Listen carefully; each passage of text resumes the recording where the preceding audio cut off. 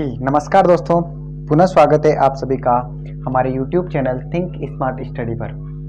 और मैं कमल कुमार आप लोगों के बीच फिर उपस्थित हूँ समास प्रकरण को लेके, जिसमें अपन पढ़ रहे थे तत्पुरुष समास। और तत्पुरुष समास का जो चौथा भेद था वो था ने तत्पुरुष समास। ने तत्पुरुष समास की बात करें तो न मतलब निषेधवाचक अर्थ में, किसमें दोस्तों?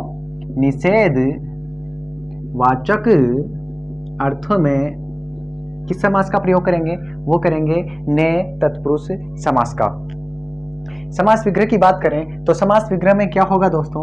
उसमें होगा न शब्द का प्रयोग होगा। कब? प्रथम में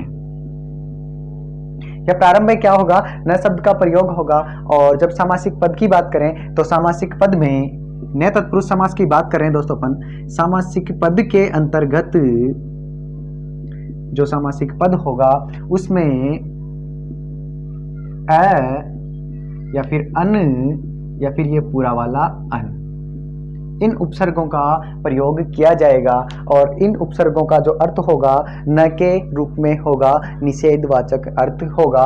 जब इस प्रकार अर्थ होगा तो उसमें होगा ने तत्पुरुष समास। उदाहरण से इसको समझते हैं। कौन कौन से? अ, अन या फिर पूरा अन, इनका क्या अपन प्रयोग करेंगे? इन उपसर्गों का। उदाहरण लेते हैं, जैसे अज्ञात। कौन कौन से होंगे? सामासिक पद की बात करी थी।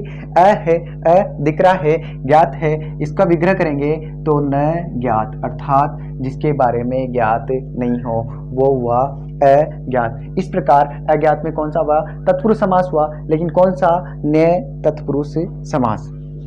उसी प्रकार बात करें अनजान, जान यानी जानना या जान पहचान, जिसको नहीं जानते उसको हुआ न जान, अर्थात जिससे कोई जान पहचान नहीं है या जिसको अपन नहीं जानते हैं वो हुआ अनजान। इसी प्रकार होगा अप्राप्य, अर्थात न प्राप्त या फिर न प्राप्य, मतलब जो प्राप्त नहीं हुआ है वो हुआ न प्राप्त। अज्ञात की अपन बात, उसी प्रकार अपन बात करें तो होगा अन्याय, अर्थात न न्याय। इस प्रकार अपन ने समझा कि न्याय तत्पुरुष समास कौन सा है? न्याय तत्पुरुष समास है निषेधवाचक अर्थ में न्याय तत्पुरुष समास का प्रयोग किया जाता है और इसमें अन उपसर्गों का प्रयोग किया जाता है। और विसर्ग की बात करें तो विसर्ग में जो प्रारंभ होगा वो होगा न से, इसीलिए इस भेद का नाम है न्याय तत्पुरुष समास। इसी प्रकार अपन इनके चार भेदों के बारे में जान चुके हैं, तत्पुरुष के जो चार भेद थे उनके बारे में। और अब बात करते हैं पांचवें भेद की, और वो है अलुक तत्पुरुष समास। कौन सा दोस्तों? अलुक तत्पुरुष समास। बात करते हैं पांचवा, और जो इसका अंतिम भेद है वो है अलुक तत्पुरुष समास। और इसका शाब्दिक विच्छेद देखें अलुक का तो वह धन लुक, और अ का अर्थ होता है नहीं। क्या दोस्तों? नहीं। और लुक का अर्थ होता है छिपना, अर्थात जो नहीं छिपे। अब क्या नहीं छिपे भाई? अपन ने जाना है, क्या जाना है तत्पुरुष समास में कि जो विभक्ति चिन्ह होती है उनका क्या लाभ हो जाता है? लोप हो जाते हैं और वो छिप जाती है, अपने को दिखती नहीं है। लेकिन अलुक तत्पुरुष समास में क्या होगा दोस्तों कि इसमें है जो विभक्ति चिन्ह है वो नहीं छुपेंगे, अर्थात जिनमें विभक्ति चिन्हों का लोप नहीं हो,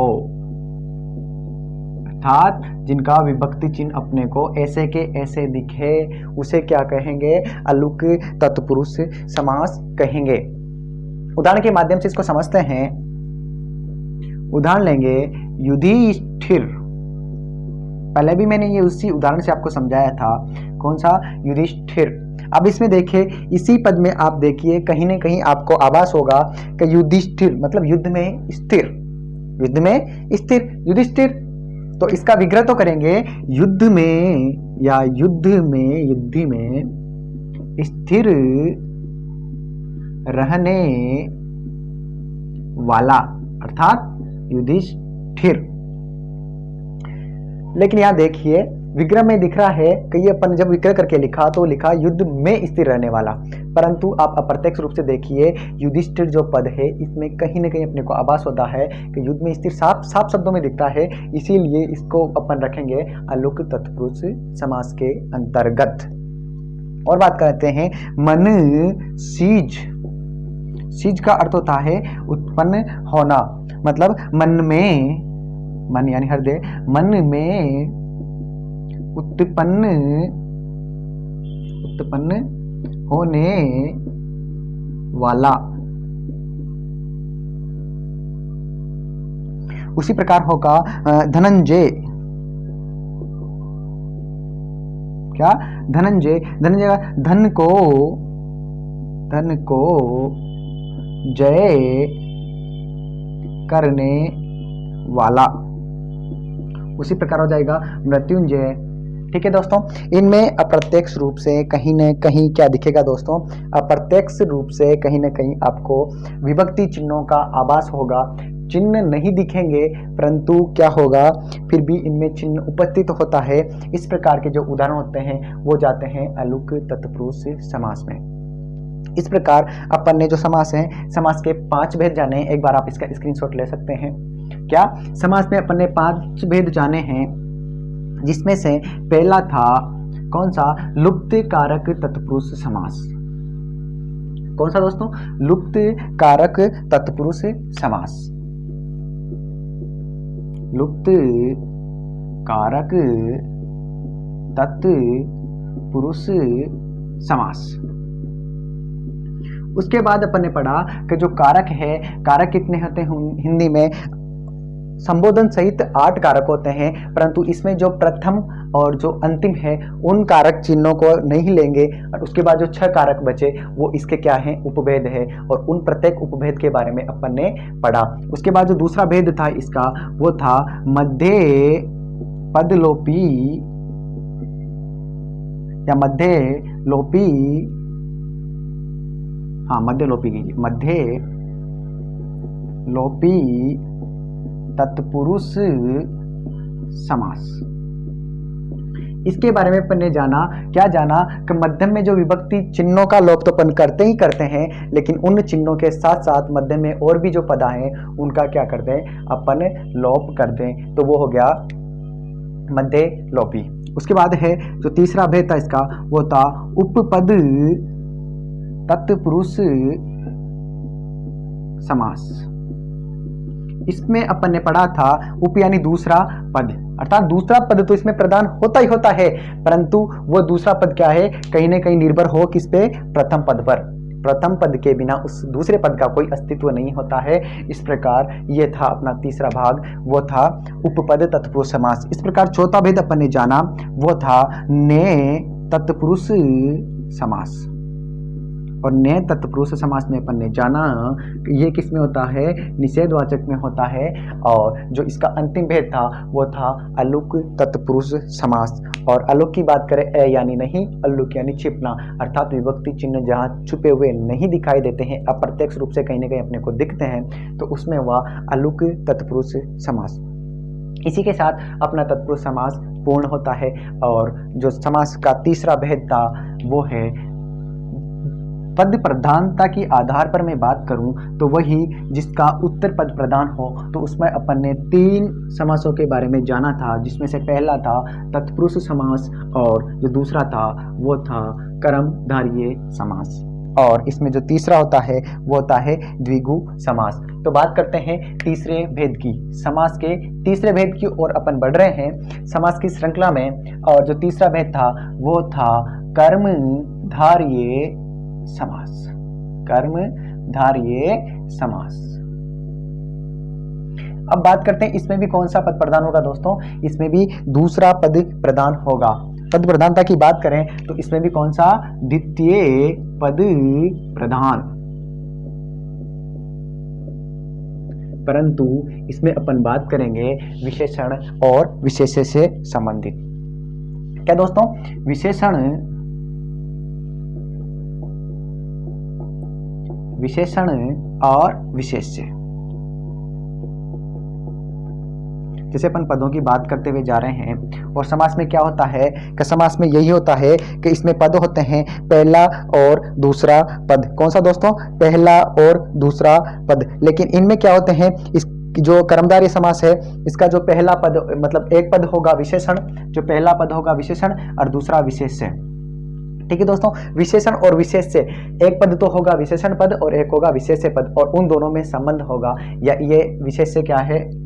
विशेष्य होते हैं, मतलब पहले बात कर लेते हैं विशेषण की। तो विशेषण होते क्या है? विशेषण होते हैं कि संज्ञा या सर्वनाम की विशेषता बताने वाले पद। क्या? संज्ञा या सर्वनाम पदों की विशेषता बताना। जो भी संज्ञा और सर्वनाम की विशेषता बताते हैं उन्हें कहते हैं विशेषण, और विशेष्य होते हैं संज्ञा। अपन एक तरह से कह सकते हैं कि जिसकी विशेषता बताई जाए, जिसकी विशेषता बताई जाए।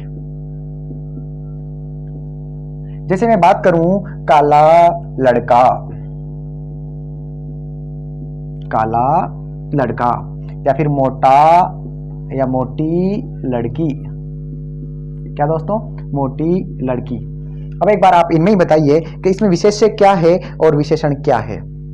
जैसे अन्य ऊपर लिखा, देखिए कि संज्ञा या सर्वनाम पदों की जो विशेषता बताएगा उसे कहेंगे विशेषण, और जिसकी विशेषता बताई जा रही है उस पद को कहेंगे विशेष्य पद। और इन पदों में क्या है? इन पदों में जो समानता होगी उसी के आधार पर वो समास होगा कर्मधारय समास। बात करते हैं इसमें काला लड़का। काला लड़का कैसा है दोस्तों? काला। तो ये कौन सा पद हो गया? संज्ञा पद। कौन सा पद हो गया? संज्ञा पद हो गया। ये लड़का कैसा है? ये लड़का है काला, मतलब लड़के की विशेषता हुई काला लड़का। तो ये तो क्या हो गया? विशेषण। क्या हो गया दोस्तों? विशेषण। और ये हो गया विशेष्य। क्या हो गया दोस्तों? विशेष्य। तो अपने जाना कि विशेष्य क्या होते हैं और विशेषण क्या होते हैं। इन दोनों के मध्य जो संबंध होगा और इसके आधार पर जो पद होंगे उनमें होगा कर्मधारय समास। इसी प्रकार इसमें बात करें कि मोटी लड़की कैसी है दोस्तों? मोटी है। लड़की की विशेषता कैसी है? मोटी है। तो ये मोटी क्या हो गई? ये हो गया विशेषण, और ये क्या हो गया दोस्तों? विशेष्य। ठीक है दोस्तों, इस प्रकार अपन ने जान लिया विशेषण और विशेष्य क्या होते हैं, और इसी के आधार पर क्या नाम है, ये कर्मधारय की परिभाषा होने वाली है, जिसके दोनों पदों के मध्य क्या हो? विशेषण और विशेष्य क्या हो? संबंध हो। दो पद होते हैं जिसमें पद प्रधान होगा दूसरा, परंतु इनके प्रथम और द्वितीय पदों के बीच किसका संबंध हो? विशेषण और विशेष्य संबंध। इसको मैं लिख देता हूं, विशेषण प्लस विशेष्य संबंध किसमें होगा? कर्मधारय समास में होगा। ये एक इसकी मुख्य विशेषता है। जैसे बात करें सज्जन, इसमें संधि की बात करें तो सत जन जन हो गया, और तृतीयाक्षर नियम अपन ने पढ़ा था संधि में, उसके आधार पे इसमें जो संधि होगी वो होगी व्यंजन संधि। बात करें सत धन जन। अब देखिए इसमें जन होता है कोई व्यक्ति, व्यक्ति की विशेषता बता रहा है कि कैसा है वो व्यक्ति, मतलब सत्य से संबंधित है, हमेशा सत्य बोलता है और सत्य व्यक्ति है। ठीक है, तो इसमें क्या हुआ? व्यक्ति की विशेषता बता रहा है इसमें सज्जन। तो क्या हो गया? ये तो हो गया सत्य, तो क्या हो गया? विशेषण हो गया दोस्तों। क्या हो गया? विशेषण। और जन है ये संज्ञा पद है, तो ये क्या हो गया? विशेष्य हो गया। इस प्रकार इन दोनों में क्या संबंध बता रहे हैं? इन दोनों में संबंध बता रहे हैं। इसी प्रकार इसमें कौन सा समास हो जाएगा दोस्तों? इसमें हो जाएगा कर्मधारय समास। तो इसका विग्रह होगा, क्या होगा दोस्तों? सज्जन। अब आप आराम से इसका विग्रह कर सकते हैं। सत्य है, क्या दोस्तों? सत्य है जो जन या व्यक्ति। इस प्रकार सज्जन में कौन सा समास हुआ दोस्तों? सज्जन में हुआ कर्मधारय समास। उसी प्रकार लेते हैं वीरांगना। वीरांगना अर्थात ये देखिए इसमें वीर और अंगना, अंगना यानी होती है नारी या फिर स्त्री, ठीक है दोस्तों। और वीर आप जानते हैं महान वीर हैं जो, ठीक है, जो सूरवीर हो। ऐसी नारी किसकी विशेषता बता रहे हैं? स्त्री की, जो कैसी हो? वीर हो। तो ये क्या हो गया? विशेषण पद, और ये हो गया विशेष्य पद। इन दोनों में संबंध बता रहे हैं, इसलिए कौन सा समास चला गया? पहले तो इसमें चला गया सीधा सीधा, कौन सा? कर्मधारय समास। और इसके विग्रह की बात करें तो वो हुआ वीर है, वीर, वीर है जो नारी या अंगना, वीरांगना की बात कर रहे हैं, और अंगना का होगा नारी। अंगना का अर्थ क्या होगा दोस्तों? नारी। इसी प्रकार होगा महर्षि, महर्षि, यहां से देखो अर की ध्वनि आ रही है, मतलब कौन सी संधि होगी? गुण संधि होगी। इसकी बात करें, महान है जो ऋषि, क्या होगा? महर्षि होगा। इस प्रकार इसमें भी क्या गया है? वो बताया गया है विशेषण और विशेष्य में संबंध। जैसे बात करें नील गगन, नीला है जो गगन, गगन का अर्थ होता है आकाश, नीला है जो गगन। उसी प्रकार बात करें महाजन, महान है जो जन। तो अपन ने इनमें बात करी क्या क्या? कि विशेषण, क्या दोस्तों? विशेषण प्लस विशेष्य संबंधों की अपन ने इसमें बात करी है। इन उदाहरणों को आप एक बार नोट डाउन कर ले या फिर इनका आप स्क्रीन शॉट ले लें। इसके बाद बात करते हैं आगे की, इसी कर्मधारय समास में। इसमें जो स्थितियां बन रही है उन्हीं स्थितियों के बारे में अपन एक एक करके चर्चा करेंगे, ठीक है। फिलहाल अपन ने जाना इसमें विशेषण और विशेष्य से संबंधित। इसके बाद बात करते हैं कि उपमान और उपमेय के आधार पर। अब जान लेते हैं पहले उपमान क्या होता है और उपमेय क्या होता है। क्या दोस्तों? उपमान और उपमेय के आधार पर। उपमान प्लस उपमेय, पहले अपन जाना विशेषण और विशेष्य। अब बात कर लेते हैं एक बार पहले कि उपमान क्या है और उपमेय क्या है। वैसे तो आप लोग जानते होंगे, फिर भी मैं बताना चाहूंगा। उपमान और एक है अपने पास उपमेय, उपमेय। उपमान की बात करूं, जो अनुपस्थित होगा, बस इतना ही ध्यान रखना है, जो अनुपस्थित होगा, जो अनुपस्थित होगा उसे क्या कहेंगे? उपमान कहेंगे। और इसको अपन क्या बोल सकते हैं? विशेषण,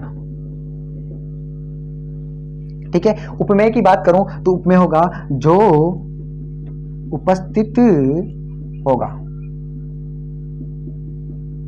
जो उपस्थित होगा। जैसे मैं बात करूं, उदाहरण के माध्यम से इसको समझते हैं, फिर क्लियर हो गया। इसमें देखो चंद्रमुखी, अर्थात चंद्र यानी चंद्रमा के समान है मुख जिसका, वह कौन है? चंद्रमुखी। तो चंद्र यहाँ उपस्थित नहीं है, कोई नारी खड़ी है, कोई स्त्री खड़ी है, उसकी अपन उसकी जो मुख्य है, मुख देख के अपन ने बोल दिया कि कैसा है उसका मुख? चंद्रमा के समान है। लेकिन वहां चंद्रमा तो उपस्थित नहीं है ना, तो यहाँ अनुपस्थित क्या है? चंद्रमा जो अनुपस्थित है। तो क्या है? चंद्रमा यहाँ उपमान है। और उपमान हमेशा क्या होते हैं? श्रेष्ठ होते हैं, अधिकांश जगह श्रेष्ठ होते हैं और अनुपस्थित होते हैं। तो अनुपस्थित है चंद्र, और मुख की बात करें तो मुख किसका? जो उपस्थित नारी है, जो उपस्थित नारी है उसका मुख क्या है? चंद्रमा के समान है। तो मुख क्या है? उपस्थित है, और उपस्थित नारी का मुख उपस्थिति हुआ। तो इस प्रकार उपस्थित क्या, उसका मुख क्या हुआ? उपमेय।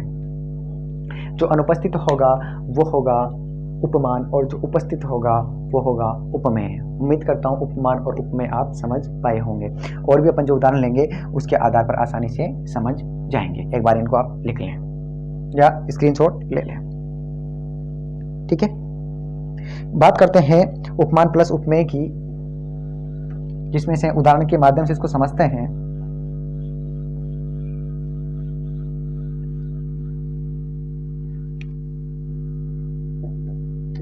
चंद्र बदन।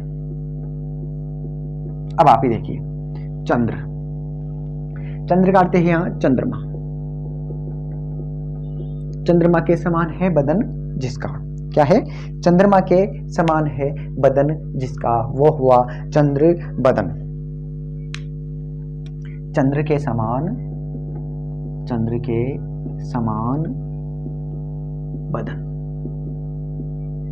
अब इसमें देखिए, अलंकार पढ़ेंगे तभी अपने उपमान और उपमेय आएंगे, उस समय और अपन आराम मतलब इनको अच्छे से पढ़ लेंगे, ठीक है। यहाँ देखिए चंद्र, पहला पद क्या है? उपमान, और दूसरा पद उपमेय। यहाँ चंद्र को ये उपमान, क्या है दोस्तों?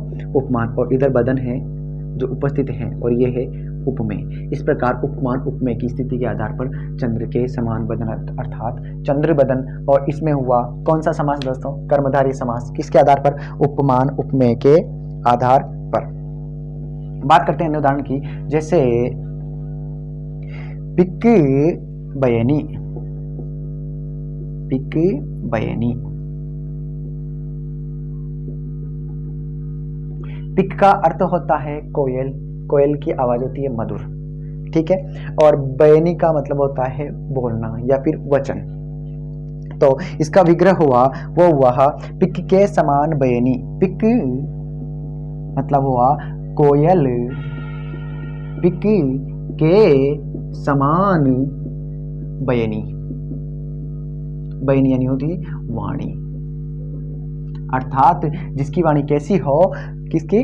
पिक यानी कोयल के समान सुंदर वाणी वाली, सरस्वती वाणी वाली। कौन हो गई? पिक बयनी। इसी प्रकार बात करें घन श्याम। घन यानी होते हैं काले, घन का अर्थ होता है काला, माफ कीजिए बादल। क्या होता है? बादल। और श्याम का अर्थ होता है काला। तो वह घन के समान श्याम अर्थात काला वर्ण। किसके समान? घन के समान। अब घन यहां अनुपस्थित है। घन क्या है? अनुपस्थित है। घन है बादल, और बादलों की उपमा किसे दे रहे हैं? किसी व्यक्ति को दे रहे हैं कि ये जैसे जिस प्रकार काले होते हैं ना बादल, उसी प्रकार इस व्यक्ति का वर्ण कैसा है? काला है। किसके समान है? घन श्याम, उसे कहेंगे घन श्याम। जैसे लेते हैं गज गामिनी, एक और लेते हैं गज गामिनी। अब देखिए गज के समान गामिनी, क्या? गज, गज का होता है हाथी, और गामिनी का होता है जाना। गज के समान गामिनी मतलब जो हाथी के समान चल रही है, वही गजगामिनी। इस प्रकार अपन ने बात करी, पहले बात करे थे विशेषण विशेष से संबंध की, और अपन इन उदाहरणों में बात करे हैं वो करे हैं उपमान उपमेय संबंध की, जिसमें से पहला पद क्या हो? उपमान हो, और दूसरा पद हो उपमेय, ठीक है। ये स्थिति कर्मधारय में बनती है, और इस प्रकार के उदाहरण अपन को उसमें देखने को मिलते हैं।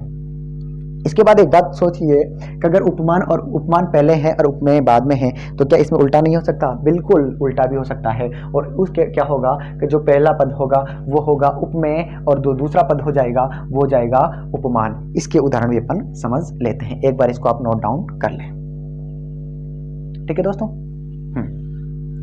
इसके बाद बात करते हैं जिसका प्रथम पद तो क्या हो? उपमेय हो। क्या हो दोस्तों? उपमेय। इसको उल्टा कर देते हैं अपन।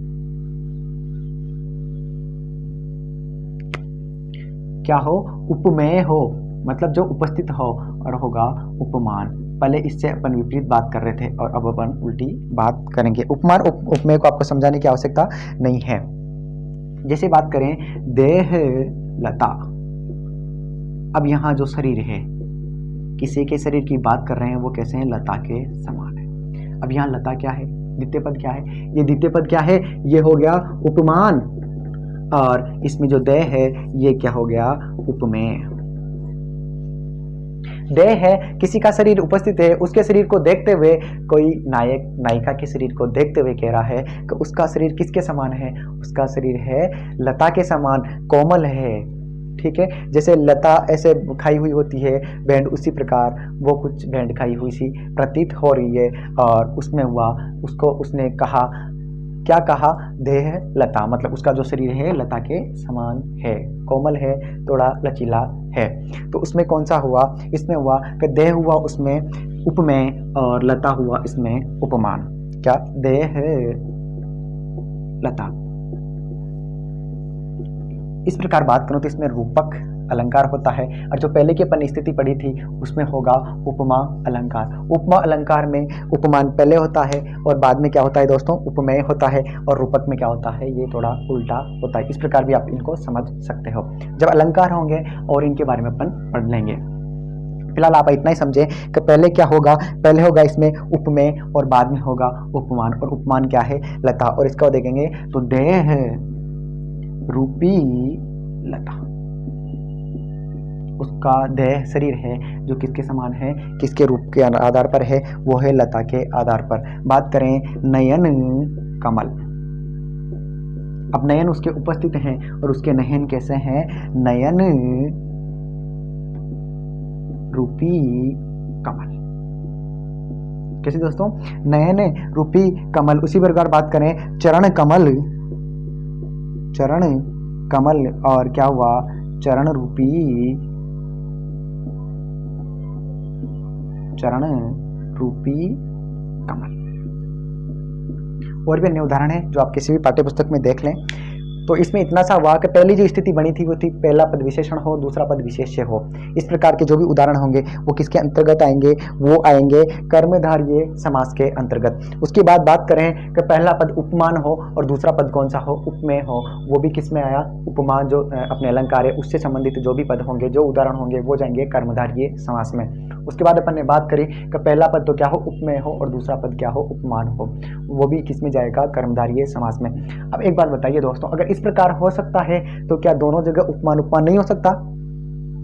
यदि उपमेय उपमेय की बात करेंगे, उपमेय उपमेय आता है तो वो किस में चला जाएगा, वो चला जाएगा दोस्तों अव्ययी भाव समास में, जिसमें बात कर रहे थे अपन पुनरावर्ती शब्दों की, और वो कौन से होते हैं, संज्ञा शब्द। अगर उपमेय उपमेय आ गए तो वो किस में चले जाएंगे दोस्तों, अव्ययी भाव समास में। जैसे बात कर रहे थे दिनों दिन, रातों रात, ठीक है, रातों ही रात में, दिन ही दिन में, हाथों हाथ, कानों कान, ठीक है। इस प्रकार के जो है उपमेय उपमेय की बात करें तो वो किस में चले जाएंगे, वो चले जाएंगे अव्ययी भाव समास में। परंतु उपमान, अगर उपमान आ जाए तो हाँ दोस्तों, अगर वो भी इस प्रकार के उदाहरण आते हैं तो वो भी जाएंगे कर्मधारय समास में। और अपन बात कर लेते हैं उपमान उपमान की। क्या, उपमान उपमान।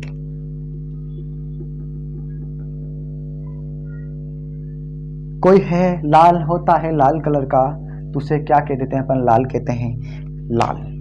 जैसे किसी का रंग है, गाजर का रंग लाल है तो गाजर लाल है, लाल गाजर है। काला बैंगन, ठीक है, वही होता है काले बादल।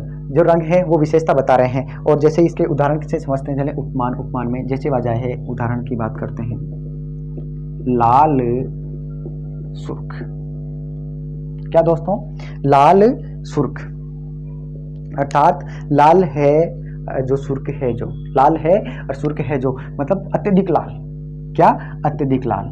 लाल या रंग है लाल, कोई व्यक्ति का नाम नहीं है, लाल है जो सुर्ख है जो, क्या है, जो लाल भी हो और क्या नाम है, सुर्ख भी हो, मतलब लाल सुर्ख। जैसे अपन बात करते पीला जर्द, क्या है, पीला जर्द, वही बात होगी, पीला जर्द, अर्थात पीला भी हो, पीला है जो, और क्या है, जर्द है जो।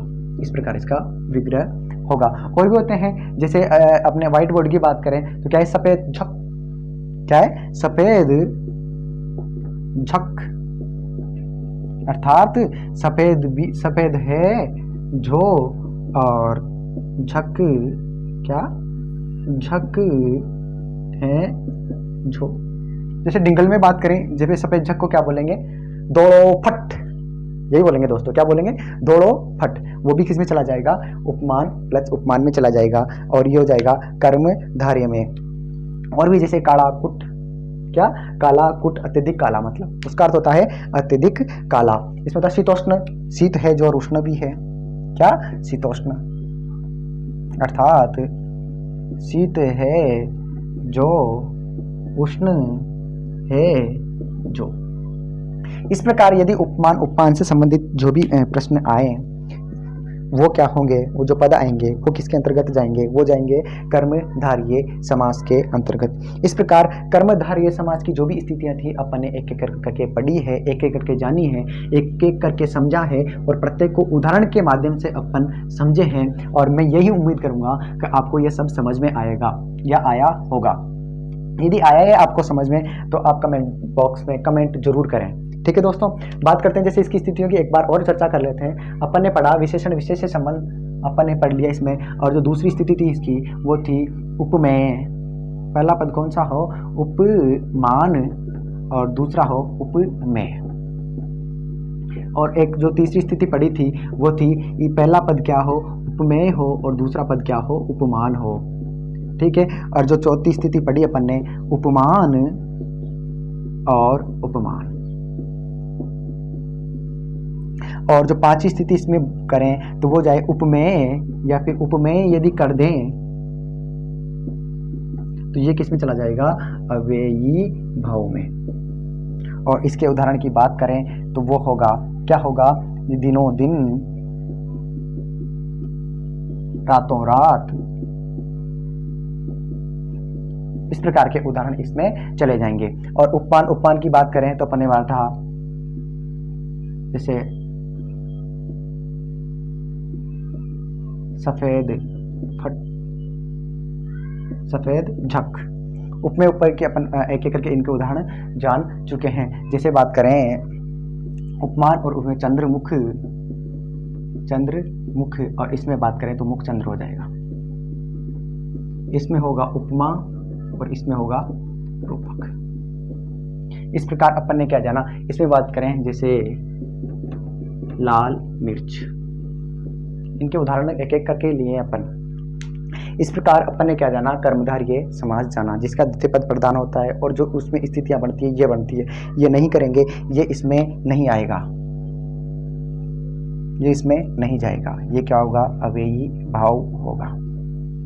ठीक है, इसकी बात अपन पहले अव्ययी भाव समास में कर चुके हैं। इस प्रकार आज अपन ने जाना नियत तत्पुरुष के बारे में आज की क्लास में, और अपन ने जाना जो तत्पुरुष समास है उसका अंतिम वेद अलुक तत्पुरुष के बारे में अपन ने पढ़ा था। और उसके बाद पढ़ा कर्मधारय में जिसका द्वितीय पद प्रधान होता है। पहली स्थिति थी विशेषण प्लस विशेष्य, या विशेष्य विशेष्य नहीं होएगा, यही वाली बात होगी उपमेय वाली। विशेषण विशेष्य होता तो इस प्रकार ये विशेषण विशेष्य मतलब उपमान वाली बात हो जाएगी। ठीक है, तो अब इसके बाद अपन पढ़ेंगे द्विगु समास, और द्विगु समास पढ़ेंगे अपन आगे वाली कक्षा में। तो दीजिए इजाजत, नेक्स्ट क्लास होने तक जय श्री कृष्णा, धन्यवाद।